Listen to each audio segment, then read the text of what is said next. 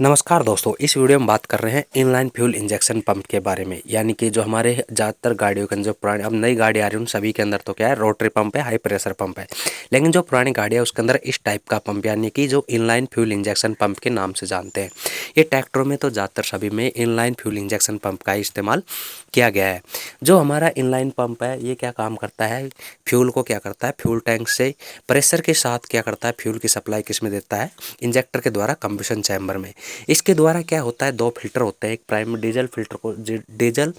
को साफ करने के लिए डीजल फिल्टर, प्राइमरी फिल्टर और सेकेंडरी फिल्टर का इस्तेमाल किया जाता है। इसके साथ ही जो इसके अंदर जो इनलाइन फ्यूल इंजेक्शन पंप है उसके साथ ही क्या होता है, फीड पंप लगा होता है। फीड पंप की चाल को अलग से हमने समझाया है कैसे काम करता है। और जैसे ही जो एफआईपी की हम इसके अंदर डायग्राम के अंदर आसानी से समझेंगे कि ये कैसे काम करता है, इसके प्लंजर कैसे मूवमेंट करते हैं, इसको इनलाइन पंप क्यों बोला गया है, यानी इनलाइन पंप इसको क्यों बोलते हैं, इसका कंट्रोल कैसे होता है और इसके जो प्लंजर है वो अप एंड डाउन का मूवमेंट कैसे करते हैं, इसके अंदर जो pre stroke, delivery stroke, idle stroke किसे कहते हैं, इस वीडियो में आगे किसमें डायग्राम के द्वारा समझेंगे। इसके अंदर जो भी कंट्रोल होता है वो क्या करता है, जो रैक रोड के द्वारा इसका कंट्रोल होता है। इसके अंदर फीड पंप के अंदर आपको पता है बेबी फिल्टर से फ्यूल साफ होके फीड पंप से और फीड पंप से 2.5 kg के प्रेशर के साथ एफआईपी की फ्यूल गैलरी में जाता है। फ्यूल गैलरी के अंदर ओवरफ्लो होने के बाद फ्यूल वापस क्या रिटर्न पाइप के द्वारा फ्यूल टैंक में चला जाता है। इसके अंदर जितने भी इनलाइन यानी कि जो डिलीवरी वाल होते हैं उसके ऊपर अगर 4 सिलेंडर 3 है तो 3 है, 6 सिलेंडर गाड़ी इंजन है तो 6 सिलेंडर। सभी का काम डिलीवरी वाल से क्या होता है, फ्यूल हाई प्रेशर जो लाइन हो उसके द्वारा इंजेक्टर साथ जुड़ा रहता है। जो एफआईपी को चाल कैसे मिलती है इसको हम नेक्स्ट जो इसके डायग्राम बना के इसको समझेंगे कि ये कैसे काम करता है। एफआईपी के जो हमारे इनलाइन फ्यूल इंजेक्शन पंप है यानी कि जो भी डीजल गाड़ियाँ हैं उस सभी के अंदर क्या करता है, फ्यूल की मात्रा को एक्सीलेटर पैडल के द्वारा कम या ज़्यादा करके फ्यूल की मात्रा को कंट्रोल किया जाता है, ताकि जो हमारा इंजन है उसको उसकी स्पीड पे कंट्रोल किया जा सके। कम या ज़्यादा उसकी आवश्यकता के अनुसार उसको बढ़ाया घटाया जा सकता है। अब हम आगे चलते हैं कि इसका डायग्राम, इसका लेआउट यानी गाड़ी के अंदर इसका लेआउट कैसे होता है और इसका डायग्राम किस टाइप का है, इसके द्वारा हम उसको डायग्राम से समझते हैं कि इसके अंदर जो हमारा ये हमारा फ्यूल इनलाइन यानी फ्यूल इंजेक्शन पंप है उसका डायग्राम है। यानी कि आप गाड़ी के अंदर देखोगे तो आपका जो डायग्राम है इनलाइन पंप का इस टाइप से उसका डायग्राम होता है। इसके अंदर क्या होता है, फ्यूल टैंक, फ्यूल टैंक से एक लाइन किस में जाती है, फीड पंप में। फीड पंप से क्या होता है कि फीड पंप को चाल मिलने से क्या है कि फ्यूल किस में जाता है, फ्यूल लाइन के द्वारा जो पाइप लाइन से होता है किस में जाता है, फिल्टरों में। यानी कि जो हमारे जो दो डीजल फिल्टर लगे हुए हैं, प्राइमरी फिल्टर और सेकेंडरी फिल्टर के अंदर हमारा फ्यूल जाता है। जो प्राइमरी फिल्टर से फ्यूल साफ होकर सेकेंडरी फिल्टर, सेकेंडरी फिल्टर से फ्यूल साफ होकर किस में जाता है, हमारा जो इनलाइन एफआईपी है उसकी फ्यूल गैलरी के अंदर हमारा फ्यूल जाता रहता है। जैसे ही इनलाइन पंप की केम सॉफ्ट को चाल मिलती है, उसको चाल मिलने से क्या है कि जो इसके अंदर प्लंजर है वो क्या करते हैं, अप डाउन का मूवमेंट करते हैं और फ्यूल को प्रेशर के साथ जो हाई प्रेशर पाइपलाइन है ऊपर वाली उसके द्वारा हमारा फ्यूल किस में जाता है, जो इंजेक्टर है उसके अंदर हमारा फ्यूल की सप्लाई होती है और जिससे कंबशन चैम्बर में फ्यूल प्रेशर के साथ स्प्रे होता है और पावर पैदा होती है। जो फ्यूल इंजेक्शन पंप है उनका मुख्य काम ये है कि जो फ्यूल की निश्चित मात्रा को निश्चित मात्रा और निश्चित डिग्री के ऊपर कंबशन चैम्बर के अंदर फ्यूल का छिड़काव करना, ताकि हमारी कंबशन चैम्बर के अंदर पावर पैदा हो सके। यानी कि इनलाइन पंप यानी जो भी पंप हमारे फ्यूल इंजेक्शन पंप है उनका मुख्य काम है फ्यूल को प्रेशर के साथ, यानी कि फ्यूल को प्रेशर के साथ किसमें करना, निश्चित मात्रा यानी कि निश्चित मात्रा होनी चाहिए और निश्चित डिग्री, ताकि प्रत्येक सिलेंडर के अंदर फ्यूल का सही छिड़काव किया जा सके। इसके अंदर जो हमारा इनलाइन पंप इसको इसलिए बोलते हैं कि इसके अंदर प्रत्येक सिलेंडर के लिए अलग अलग प्लंजर लगा हुआ है। यानी कि 4 सिलेंडर है तो 4 प्लंजर होंगे, अगर 6 सिलेंडर है तो 6 प्लंजर होंगे, अगर 3 सिलेंडर है तो 3 प्लंजर होंगे। इसके अंदर प्लंजर को मूवमेंट करने से क्या ही होता है, जो हमारा फ्यूल है वो प्रेशर के साथ किस में जाता है, कंबशन चैम्बर में। जो हमारा इनलाइन फ्यूल इंजेक्शन पंप का प्रेशर है 170 बार से 260 यानी कि 260 बार तक का प्रेशर होता है। और इसी प्रेशर के साथ ही क्या करता है, हाई प्रेशर पाइपलाइन के द्वारा फ्यूल का क्या करता है, छिड़काव किसमें, कंबशन चैम्बर के अंदर करता है। इनलाइन पंप को चाल कहाँ से मिलती है, यानी कि जैसे ही क्रैंकशाफ्ट को हम यानी इंजन को क्रैंक करते हैं, इंजन के क्रैंक करने से क्रैंकशाफ्ट घूमती है, क्रैंकशाफ्ट घूमने से क्या होता है कि उस पर लगा पिनियन, पिनियन के द्वारा क्या होता है, पिनियन होती हुई चाल किसको मिलती है, जो FIP यानी कि जो हमारे इनलाइन फ्यूल पंप है, इसके आगे जो पिनियन लगा हुआ है यानी कि जो गियर लगा हुआ है, उसको चाल मिलती है। उसको चाल मिलने से क्या होता है, जो FIP के अंदर जो कैमशाफ्ट लगी हुई है उसको चाल मिलती है। FIP की कैमशाफ्ट को चाल मिलने से FIP की कैमशाफ्ट के एसेंट्रिक कैम से फीड पंप को चाल मिलती है। फीड पंप के लिए स्पेशल समझाया गया है कि फीड पंप की जो 4 कार्रवाइयाँ होती हैं वो कैसे होती है, इसका लिंक आपको ऊपर आई वो मिल जाएगा और आप उसको फीड पंप को एक बार ज़रूर देख ले, ताकि फीड पंप के द्वारा समझ सके कि फ्यूल कैसे आगे सप्लाई के साथ आगे जाता है। अब हम आगे इसको और डायग्राम के द्वारा समझेंगे कि जो इसके जो प्लंजर है मूवमेंट, यानी ये कैसे फ्यूल को प्रेशर के साथ आगे हाई प्रेशर पाइपलाइन में भेजता है, यानी कि प्लंजर कैसे मूवमेंट करता है, उसके अंदर जो प्लंजर जो हेलेक्स कटा हुआ है।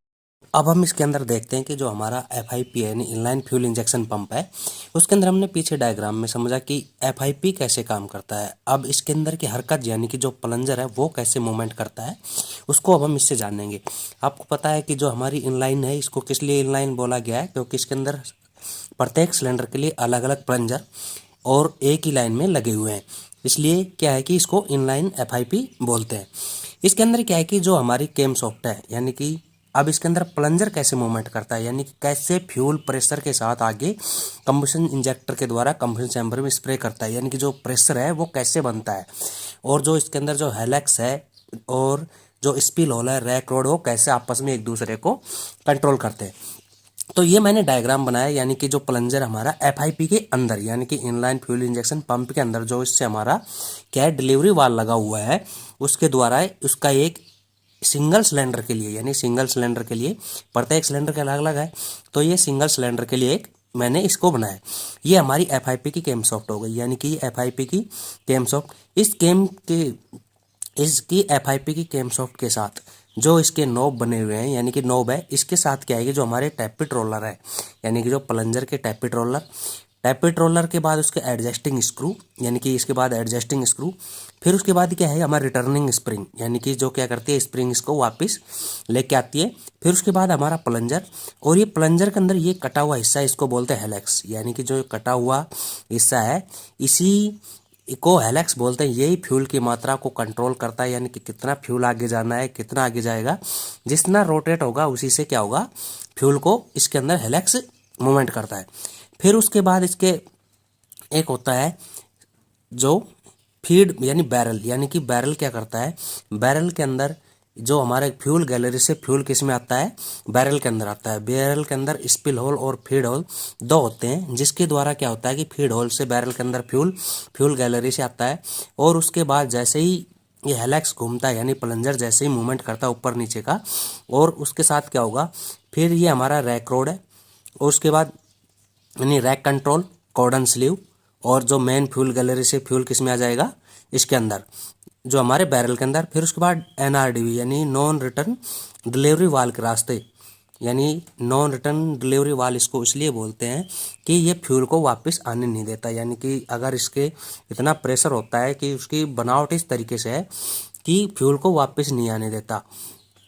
फिर उसके बाद क्या है कि जो यहाँ से फ्यूल किससे हाई प्रेशर पाइपलाइन के द्वारा किस में चला जाएगा, हमारे इंजेक्टर के अंदर। इंजेक्टर के अंदर जो फ्यूल है जो स्प्रे हो जाएगा, और बचा हुआ फ्यूल किससे वापस रिटर्निंग पाइप के द्वारा किस में चला जाएगा, फ्यूल टैंक में।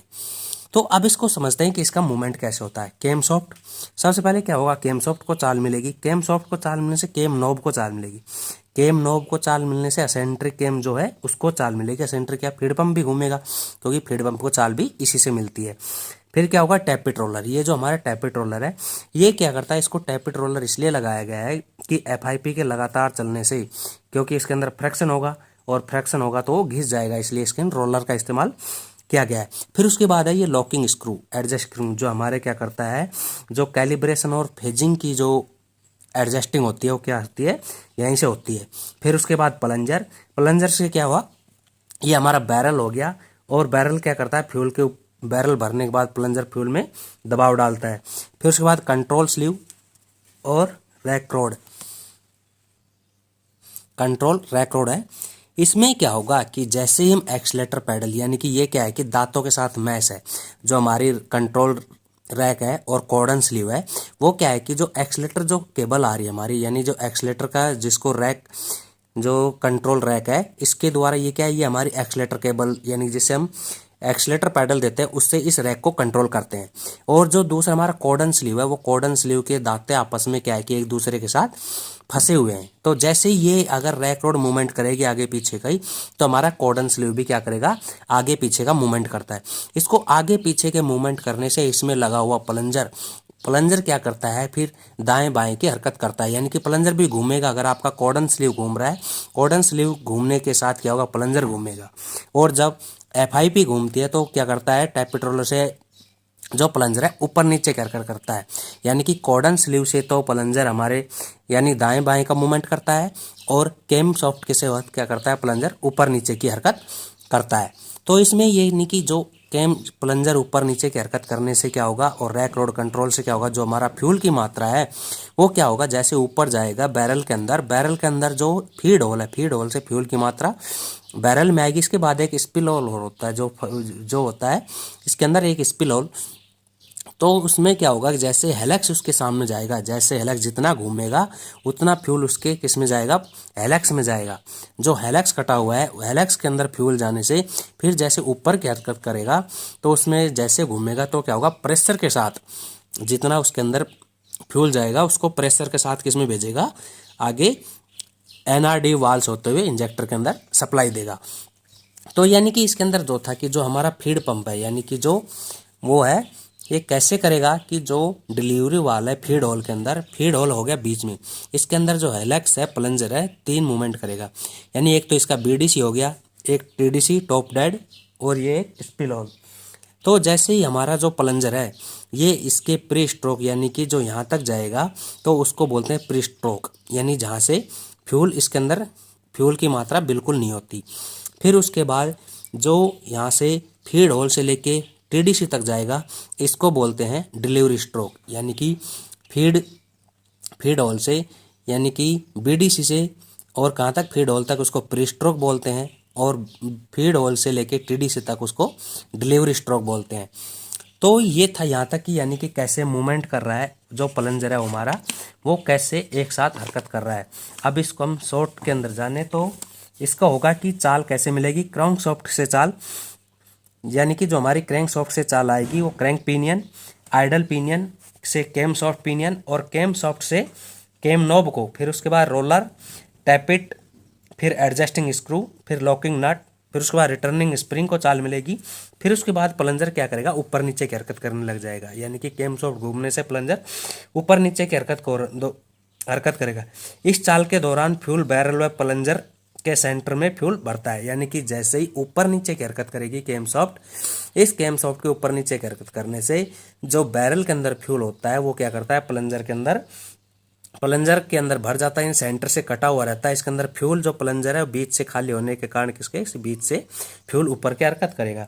तो जो फ्यूल इसके बीच में भर जाता है और डिलीवरी वाल की तरफ भेज देता है। यानी कि जैसे चाल मिले, कैम सॉफ्ट को चाल मिली, तो कैम सॉफ्ट को चाल मिलने से बैरल से स्पिल होल इसके अंदर फ्यूल आ जाएगा, और फ्यूल क्या करेगा, ऊपर नीचे की हरकत करने से क्या करेगा, फ्यूल को डिलीवरी वाल्स होते हुए किसमें आगे भेज देगा। फिर उसके बाद है बात, यहाँ तक था कैम सॉफ्ट घूम रही है। फिर उसके बाद ड्राइवर जैसे एक्सलेटर पैडल देगा, यानी कि जैसे ही एक्सलेटर पैडल पे पैर रखता है तो क्या होगा कि जो लिंकेज की मदद से जो हमारा चाल किसके, एक्सलेटर पैडल से चाल किसके, रैक कंट्रोल को चाल मिलेगी, यानी कि